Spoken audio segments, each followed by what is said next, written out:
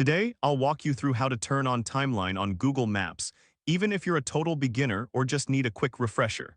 By the end of this guide, you'll know exactly how to activate this feature so you can keep track of your travels and explore your journey history. First, let's get started by opening your web browser and navigating to Google. Simply type in www.google.com and hit enter. This is the foundation for accessing all Google services, including Maps. Next, look for the Apps icon, which is usually represented by a grid of dots in the top right corner of the screen.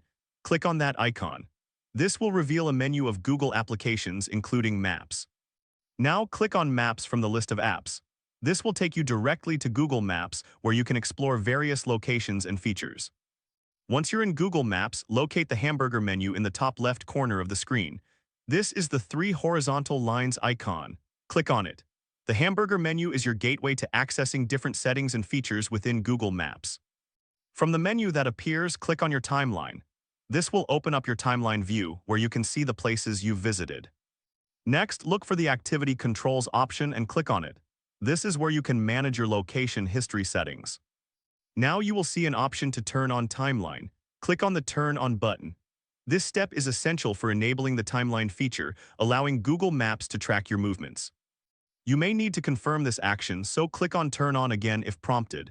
Don't worry if your dashboard looks slightly different, the steps remain the same. Finally, click on Got It to finish the setup. This will confirm that you've successfully activated your timeline feature. And there you have it. You've just learned how to turn on timeline on Google Maps. This feature will help you keep a record of your travels, making it easier to reminisce about your adventures. If this helped you out, please give the video a thumbs up. If you run into any issues, leave a comment below. Subscribe for more actionable guides. Thanks for watching.